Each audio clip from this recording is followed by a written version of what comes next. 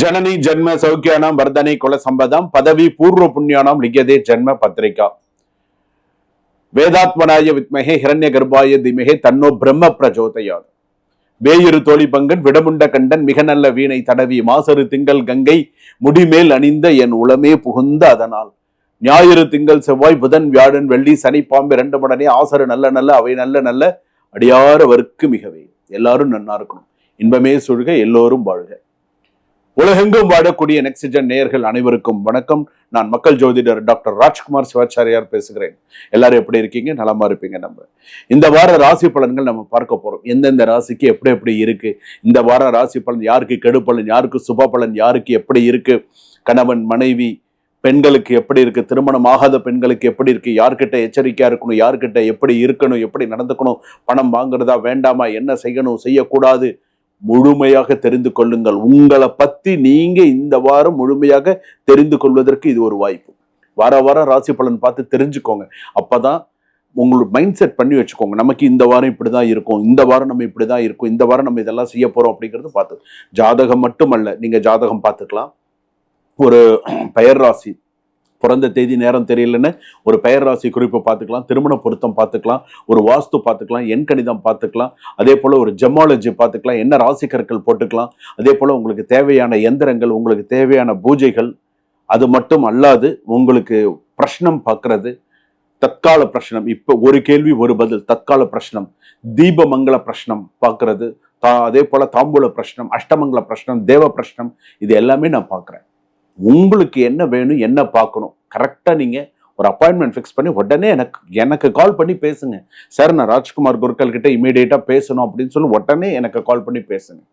உங்களுக்கு problem solution, உங்களுடைய solution சொல்றது என்னுடைய இது, அதிலிருந்து வெளியில கொண்டு வர்றது என்னுடைய பொறுப்பு. அதாவது அதுல ரொம்ப கான்ஃபிடென்ட்டா நீங்க இருங்க. இறைவனை நம்பினோர் கைவிடப்படார்.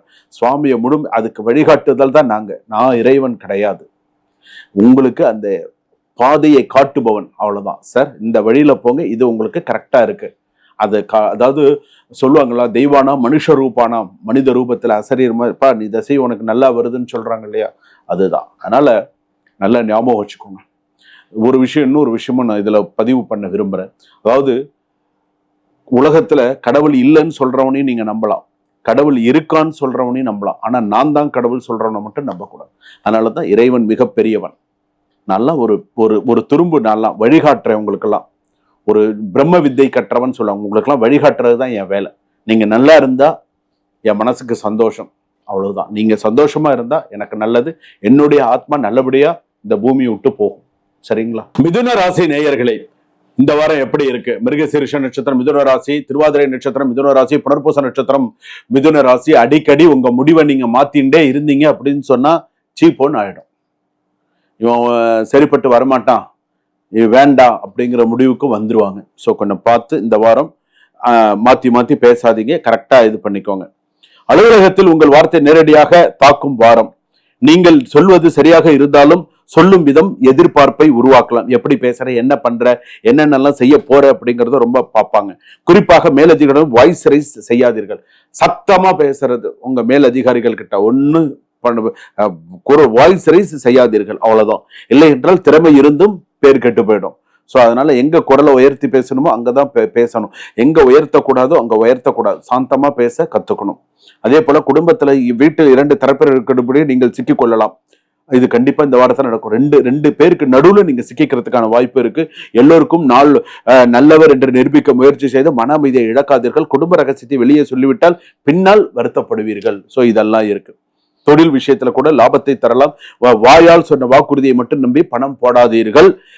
பார்ட்னர்ஷிப் அல்லது அட்வான்ஸ் பேமெண்ட் விஷயத்தில் முழு ஆதாரம் இல்லாமல் நகர்ந்தால் இழப்பு நிறைய ஏற்படும் அப்படின்னு சொல்லியிருக்கு.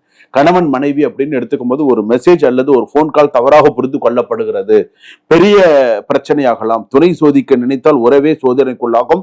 சந்தேகத்திற்கு பதிலாக நேரடி பேச்சு தேவை. சந்தேகப்படாம எதுவுமே ஃபேஸ் டு ஃபேஸ் டிரான்ஸ்பரண்டா கொஞ்சம் இருந்துறது நல்லது. அது ரிலேஷன்ஷிப்பா இருந்தாலும் சரி, காதலாக இருந்தாலும் சரி, ஆர் கணவன் மனைவியாக இருந்தாலும் சரி. விவாகரத்து பிரிவு அப்படின்னு எடுத்துக்கும் போது ஏற்கனவே உறவில் விரிசல் இருந்தால் இந்த வாரம் ஒரு வார்த்தை கூட பிரிவை தீவிரப்படுத்தலாம் அப்படின்னு சொல்லியிருக்கு. கோபத்தில் லீகல் ஆக்ஷன் எடுப்பதை தவிர்த்து முதலில் நிலைமையை புரிந்து கொண்டு எதுவாக இருந்தாலும் செய்வது சிறப்பு. திருமண வாழ்க்கை நல்ல பேச்சுத்தரம், ஆழமான திருமணம் இது நல்லா இருக்கும். ரெண்டாவது, அனைத்து குணநிலங்களும் திருமணம் சம்பந்தப்பட்டதெல்லாம் சிறப்பா இருக்கும். புத்திசாலித்தனம் இருந்தும் கான்சென்ட்ரேஷன் சிதறலாம். உங்களுக்கு புத்திசாலி மாணவிகளுக்கு நல்ல கான்சென்ட்ரேஷன் இருக்கு, ஆனா அந்த சில விஷயங்கள் சிதறலாம். ஒரு நேரத்தில் பல விஷயங்களை தொடங்கி எதையும் முடிக்க விடாமல் விட்டு விடாதீர்கள். சோ கொஞ்சம் பார்த்து பண்ணுங்க. இந்த வாரம் நீங்கள் கண்டிப்பாக தவிர்க்க வேண்டியது கோபத்தில் பதில் சொல்வது, ஒருவரிடம் கேட்டதை மற்றவரிடம் கொண்டு செல்வது, முடிவை அடிக்கடி மாற்றுவது, ஆதாரம் இல்லாமல் பணத்தை கொடுப்பது, ஆபீஸ் கோசிப் பேசுவது, சொன்ன வார்த்தையை மறுப்பது. நான் சொல்லிட்டு நான் சொல்லலன்னு சொன்னேன்னா ப்ரூஃபோட உங்ககிட்ட பேசுவான், ஜாக்கிரதை. மெடிக்கல் இஷ்யூ 35% வரைக்கும் இருக்கு. Nervous tension, shoulder stiffness, digestive discomfort, headache போன்றவை வரலாம். இது மருத்துவ விஷயங்கள். ஸோ இதை கரெக்டா நீங்க கவனிச்சுக்கிறது நல்லது. ஒரு ஃபோன் கால், ஒரு மெசேஜ் அல்லது ஒரு எதிர்பாராத தகவல் உங்களுடைய வாழ்க்கையே மாற்றக்கூடிய ஒரு சூழ்நிலை வரும். ஒரு ட்விஸ்ட், ஒரு ட்விஸ்ட் நடக்கிறதுக்கான ஒரு எதிர்பாராத ஒரு மாற்றம், ஒரு நிறைய நல்ல ஒரு விஷயங்கள் நடக்கிறதுக்கான விஷயங்களுக்கு உடனே நம்பி செயல்பட்டா பின்னர் கொஞ்சம் பார்த்து நிதானிச்சு எதுவாக இருந்தாலும் செய்யுங்க. வார்த்தையை கட்டுப்படுத்த முடியாதவன் வாழ்க்கையை கட்டுப்படுத்த முடியாது. இந்த வாரம் நாவே உங்களுக்கு எதிரியாக மாறலாம், கவனிச்சுக்கோங்க. கரெக்டா பேசுங்க. உங்களுடைய வாயை உங்களுக்கு எதிரியாக மாறிவிடும். அதனால வார்த்தையை எங்க கட்டுப்படுத்தி பேசணுமோ கட்டுப்படுத்தி பேசுங்க. ஒண்ணு. இன்னொன்னு, மிதுன ராசி பொறுத்தளவுக்கு பெண்கள் கொஞ்சம் எச்சரிக்கையாக, யார்கிட்டையும் கொஞ்சம் எச்சரிக்கையா பேசுங்க. ஒரு கை நீட்டினா எவ்வளவு தூரமோ அந்த தூரத்தை மெயின்டைன் பண்ணிக்கோங்க. திருமணமான பெண்களுக்கு தேவையில்லாத அக்கம் பக்கத்தினரால் சில கெட்ட பேர் வருவதற்கான வாய்ப்புகள் உண்டு. நகை தொலைஞ்சு போறதுக்கான வாய்ப்பு உண்டு, திருடு போறதுக்கான வாய்ப்பு உண்டு. ஸோ கொஞ்சம் பார்த்து நிதானிச்சு இது பண்ணுங்க. சகோதரன் சகோதரியிடையே சின்ன சின்ன பிரச்சனைகள்லாம் வரதுக்கான வாய்ப்புகள் இருக்கு. அதே போல ஷேர் மார்க்கெட்ல கொஞ்சம் பார்த்து இன்வெஸ்ட் பண்ணுங்க. சீனியர் சிட்டிசன்ஸ் எல்லாம் கொஞ்சம் பார்த்து பண்ணுங்க. கலைத்துறையில் இருப்பவர்களுக்கெல்லாம் ஓரளவுக்கு சிறப்பா இருக்கும். விவசாயம் சம்பந்தப்பட்டவர்களுக்கு ஓரளவுக்கு கொஞ்சம் சுமாரா இருக்கிறதுக்கான வாய்ப்புகள் இருக்கு. அரசியல்ல இருப்பவர்களுக்கு கெட்ட பேர் மிஞ்சும், நல்லது செஞ்சும் கெட்ட பேர் வரும். ஸோ ஒவ்வொரு காய் நகர்த்தும் பொழுது எப்படி செய்யணுங்கிறது அரசியல் இருப்பவர்கள் பார்த்து